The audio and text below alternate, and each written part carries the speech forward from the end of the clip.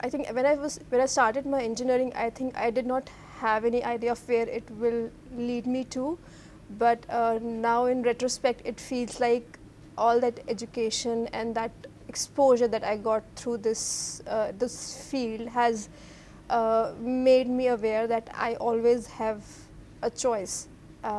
Whether I want to see it or not, I always have a choice, and every choice has its consequences. So with, I think, that awareness, that basically empowers me. And I feel if I compare with my mom, I mean, she had been a working lady her whole life and she is very strong and everything, but I feel you need to have some level of awareness to understand that you always have a choice, and that which empowers you, that gives you more strength to move ahead. So I feel really blessed to be able to do that.